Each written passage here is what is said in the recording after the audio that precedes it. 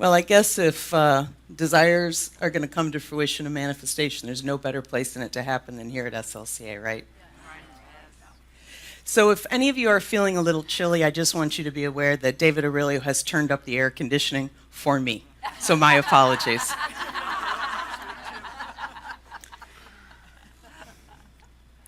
So it was a year ago, almost to the day, June 24th, and I found myself at a wellness center in Costa Rica. You see, I had been invited, along with a business associate, to teach a well-being seminar. And in return for our 8 hours of wellness, we were offered free airfare, 7 nights accommodation, and 3 spa treatments. We were in.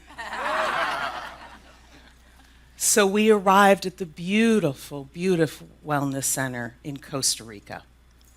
And when we got there, my eyes took in the beautiful grounds, the amazing sculpture, the pool. Oh, and I did notice the spa. The event coordinator took us to where we would be conducting our workshop. She wanted to make sure that we were comfortable in the space. It was beautiful and looked out onto a tropical jungle. She then wanted to make sure that we had names and numbers if there was anything that we needed during our stay there. The feeling of love and care was overwhelming. She then took out the agenda for our time there. She wanted to make sure that we were aware of everything that would be available to us while we were there. I eagerly took hold of the agenda, and I saw that there were many workshops that were going to be available, many of them centering around well-being. There was deep breathing exercises. That sounded interesting. There was additional spa treatments. There was a juice bar. There was yoga in the morning, yoga in the evening. There was fresh food available around the clock. I thought, this is nirvana. I then happened to notice that there was an entry on the schedule of activities, and it said plant healing ceremony training. Now that sounded interesting. Plant healing ceremony training. So I asked her, well, what is this here? I'd love to know more about that. And she looked at me kind of quizzically and she said, you're not aware of plant ceremony? No, I've never heard of such a thing. She said, well, that's interesting because most people come to this wellness retreat for exactly that. I said, well, tell me more. And she said, what I would do instead is invite you this evening to attend this particular session. And so I did. I didn't know what to expect when I went in. Honestly, I thought we were going to learn how to make smoothies.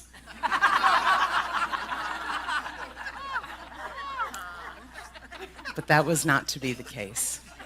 I received quite a bit of education during the training.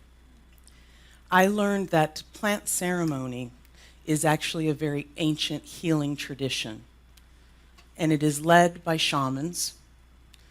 I learned that shamanism is one of the oldest spiritual practices in the world. I learned that shamans do not believe that they possess healing powers themselves. Shamans believe that nature, specifically the plants and the trees, are able to heal us. The shamans learn through generations, their great-great-grandfathers, their grandfathers, and so on, the traditions. They go off and spend endless amounts of time in commune with nature. They learn the intricate healing properties of plants. I also learned that here at this particular wellness center, that we had an opportunity to take advantage of something called ayahuasca. Ayahuasca? I think I've heard of that somewhere. What was that? Well, I learned more. I learned that ayahuasca is actually a combination. It's a liquid that is only brewed by shamans and those who are experienced doing so. It's a liquid, and it's made of two substances. It's made of leaves from a sacred bush, and it is made from the bark of a sacred vine. And these two are combined together under sacred ceremony and made into a liquid. And it is this that is offered to people for healing. There was additional information in the training that they told us that the purpose was for us to partake of this if we desired, and the plant knew the healing we needed. I thought, whoa, so I guess it's not smoothies. So I thought, well, I don't know, this sounds kind of crazy. Should I go? Should I not go? Because they also told us that while we were there, that there was going to be ceremony every evening. The ceremony would convene at 7 p.m., and it would end at midnight. 7 p.m. to midnight. I called my husband, and I said, I'm not sure what they're doing here, but they want me to take this liquid. My husband said, don't do it.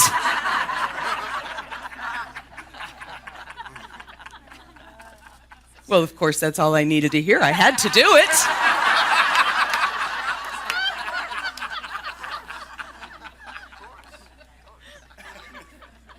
So that evening, I made my way to ceremony. And there was a beautiful structure in the middle of this incredibly beautiful wellness retreat. And it was called a maloka. And a maloka is a building, a structure, and it looks different, I've come to learn, based on where you go. But this was a beautiful, covered area, but it was completely open to the outside, so that the breezes were flowing through the open walls, and you could look out into the incredible nature that was around you. So I, along with most of the participants at the Wellness Center for that week, made our way to the maloka, and we were asked to stand outside. For the shamans were inside preparing, and this is a sacred ceremony. We began to hear music from inside. It was incredibly beautiful, and not like anything I'd ever heard before. We were invited in, and the shamans were there. There were many of them, along with many of their helpers. We were asked to take a seat on the floor, and then they shared with us what their ceremony would entail for the evening. They invited us to join the sacred ceremony and open ourselves to whatever healing we needed. They told us when the time was ready that they would invite us up, and that we could, if we wanted to, take of the ayahuasca, which was a liquid. They completed their ceremony. They spoke ancient words, and it was beautiful. And then they invited us up. So we went, and it became my turn, and I stood in front of the shaman, and this shaman was from Colombia, and he had been studying under his great-grandfather, then his grandfather, and then his father, who is now 106 years old. I stood in front of him, and he looked me straight in the eye, and he said, "What is it that you seek?" Well, you see, I was prepared, because they told us we'd be asked this. So I spent some time in that afternoon before the ceremony trying to come up with something really smart to say. So I stood before the shaman as he looked very deeply in my eyes, and I said, "I am here seeking clarity of purpose." No response. He continued to look at me, and he looked more deeply into my eyes, and he said, "You're seeking clarity of purpose. What is it that you want to feel?" Well, I wasn't prepared for that. They didn't tell me that was one of the questions. Well, I stammered and I moved from foot to foot, and I thought, does everybody else know? What is it I want to feel? What is it I want to feel? And it came to me. I knew what I wanted to feel. And I made eye contact with him again, and I said, I want to feel peace. And he nodded, and he offered me the glass to drink. I took a sip of the drink. It was terrible.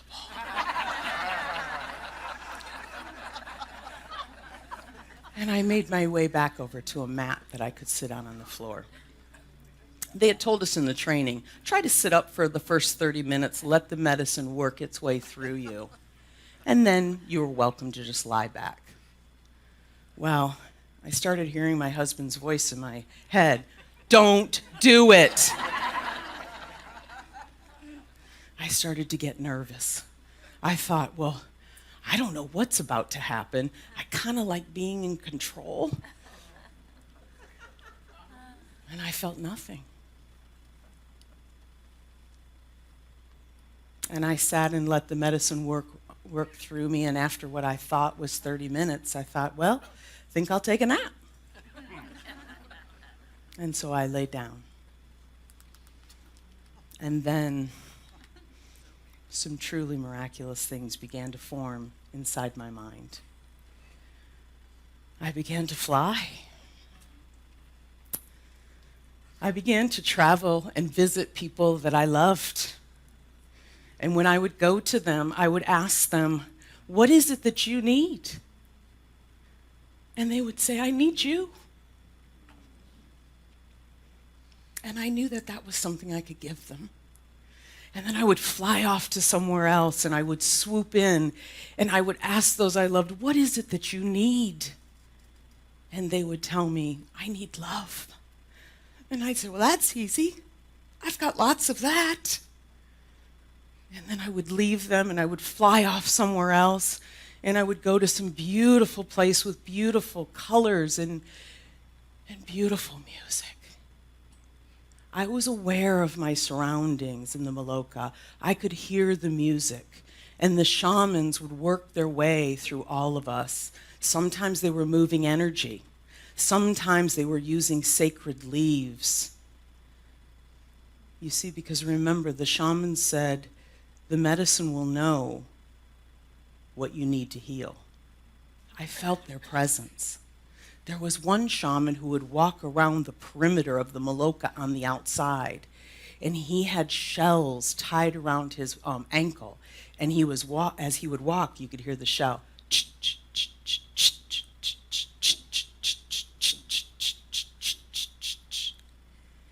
It was amazing. It was as if he was our sentinel.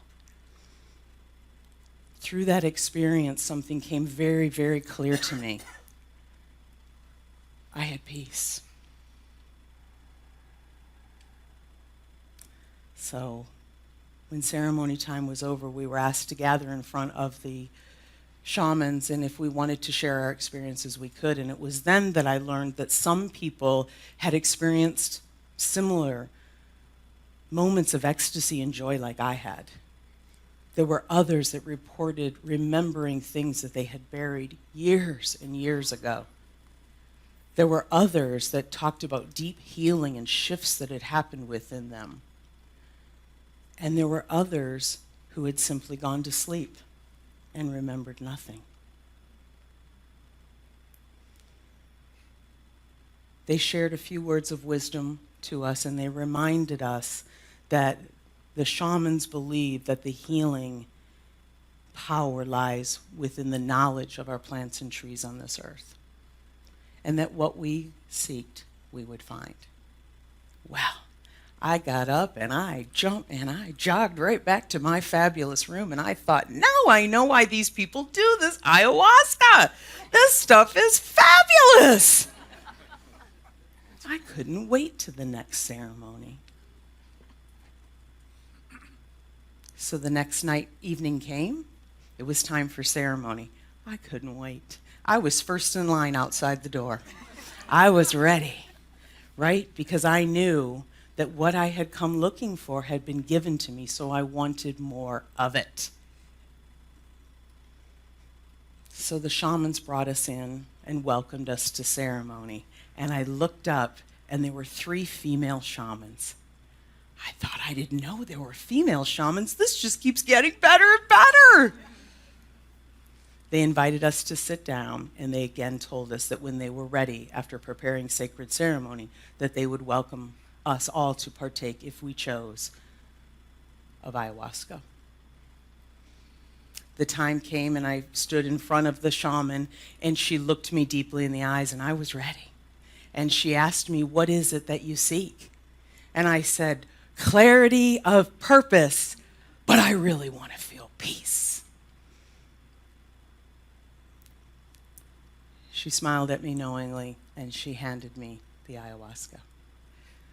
I took it and I drank. All trepidation was gone. I couldn't even remember my husband's name. I ran back to my mat, and I laid down, and I thought, bring it on. I can't wait to fly again. I can't wait to see the loved ones that I got to visit last night. I laid down, and I quickly learned that plant medicine had other plans for me this evening. When I closed my eyes, I didn't get to fly. I didn't see the beautiful colors, and I definitely didn't see the faces of those that I loved. I saw darkness. Deep, deep darkness. I was scared. I didn't understand. I saw shapes, and I didn't understand what was happening. And then all of a sudden, I thought, oh my God, I'm going to be sick. Physically sick. It's coming. I'm going to be sick. I managed to get to my feet, and I managed to go to the open air. I managed to make my way down the stairs, and I thought, my God, I can't believe this is happening to me. I felt as though I was going to be violently ill. And I thought, I can't get away from this Maloka fast enough. How embarrassing. All of these beautiful people with the beautiful music and the sacredness of the shamans, I was going to interrupt it all with my retching. So I went as far as I could to the yard, and I dropped to my knees. And it was there that I willed myself not to get sick. But you know those waves that come when you need to be sick? They kept coming, they kept coming. And I thought, well, at least I'm far enough away that if it does come, no one will hear me. And it was then that I looked over my shoulder and I realized I had actually only walked about 10 feet from the front door.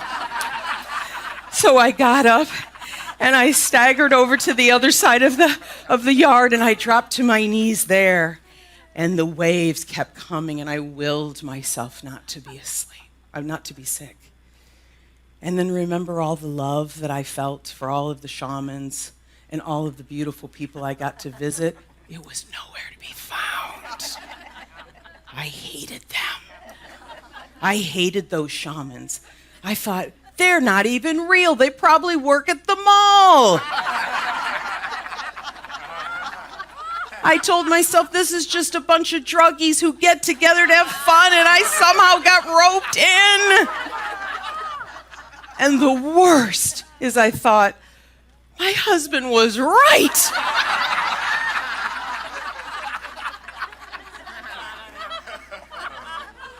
So I sat there, and I love a little control, and I did not feel like I was in control.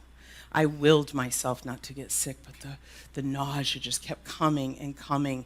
But then just when I thought, I think I'm going to be okay, I think I'm going to be okay, then I thought I saw something in the grass, and I would look, and there would be nothing there. I thought something was coming behind me, and I would turn. There was nothing there. I thought, oh my God, paranoia? A true, true deep sense of paranoia. I hated everyone. I hated myself. I thought they were all out to get me. I didn't think the evening would ever end. And as I sat there, fear washed over me. And I thought, I don't know what to do. I don't like feeling this way. What have I gotten myself into? And then a voice inside me said, ask for help. Tell them you need help. I thought, that's ridiculous. I don't ask for help. I can't walk in there and ask those shamans for help. People are in the middle of their healing, for God's sake. But it persisted. Ask for help. There I sat in my waves of nausea, feeling paranoid, feeling very, very alone and afraid. And I felt a tap on my shoulder. And I turned, not expecting anyone to be there. But the lead shaman had come out. And she kneeled down next to me. And she fixed her gaze on mine. And she said, "How you doing?" I unleashed on her. I said, "How am I doing? I'm not doing well at all. I'm sick. I need to be sick. You don't understand. I need to be sick. And there are things out here. I don't know where they're coming from, but there's things everywhere." And she leaned in a little bit closer to me and she said, "You need to come inside." I said, "No, you don't understand. I can't come inside. I need to be sick. I'm not in control." And she said, "You need to come inside." And I said, "I can't do that. I can't come inside." And she said, "Okay. Then what is it that you truly need?"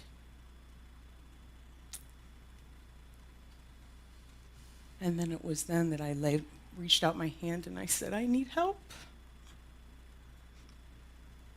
She took her hand in mine and she led me. And we walked back into the Maloka together. She took me over to where I had been sitting. She gestured for me to sit back down. And then she kneeled down beside me. And I said, "Oh, I'm okay. I'm okay." And she said, "I know." And she made herself comfortable next to me. And she reached out and she held my hand. And she said, "Now is the time to listen to the medicine and return to yourself." So I laid back down. I was very scared to close my eyes. I didn't know what was coming. I didn't want to see the things I had seen earlier. I thought any minute I might be sick. But she had my hand in hers, and I held on to it tight. And I laid down. The darkness didn't come. The fear started to ebb away. And I had a knowing. I had a very deep knowing that came over me. And I knew then that what I had asked for was clarity of purpose. And that the feeling that I wanted was peace. But the feeling that I had hooked myself on was fear. The fear of letting go. The fear of not being in control. And the fear of simply just not being enough. And it was with that knowing that I finally felt it. I felt peace.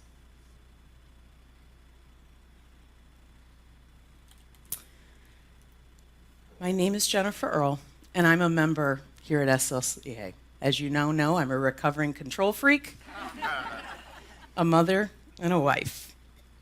I work as a leadership coach and a performance consultant, and the experience that I shared with you today was profound. It was the experience of clearly seeing the nature of my difficulties and how to overcome them.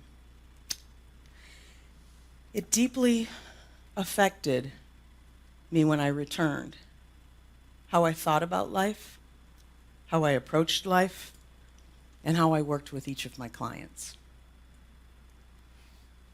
I learned 3 powerful lessons upon reflection from having a deep, direct experience with my inner self, and I wanted to share those with you today. The first lesson, the ego, who is just doing its job trying to keep us safe, can be transcended.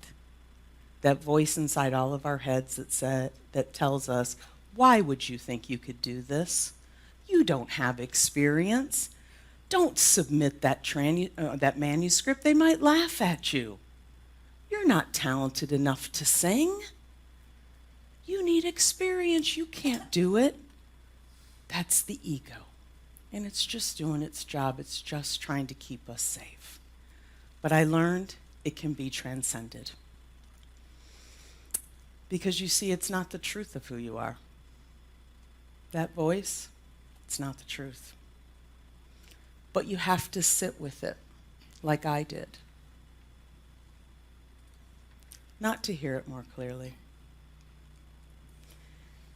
but to clearly see the fear that it breeds inside of you, and to clearly understand how you may be hooked on that feeling. The second lesson, in order to tame it, you have to name it. I think we all have to get clear on what's really holding us back. I think we have to name the fear. In my case, it was losing control.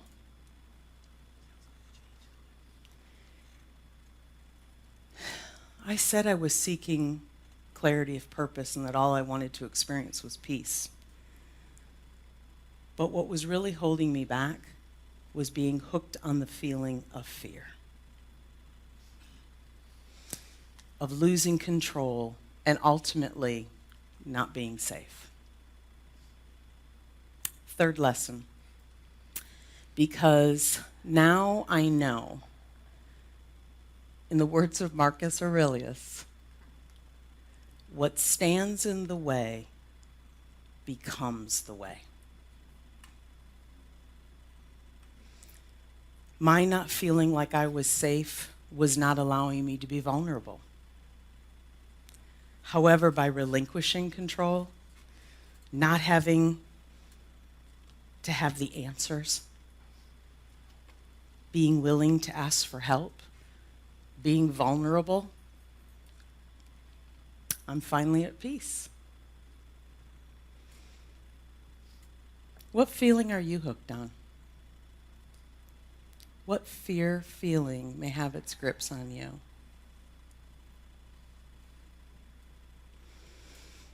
I say it's time to clean house. Let's empty these closets of the mind, of these worn out beliefs, these unwarranted fears, these old patterns, these negative thoughts. It's time. The theme for the month of July at SLCA is Divine Mastery. I invite you to consider this, that the true path to divine mastery is to reveal and heal the ideas from your ego that separate you from your clarity of purpose and the feelings you desire while you're here on this earthly realm. After all, the divine is you, and the mastery is in the acceptance. Thank you.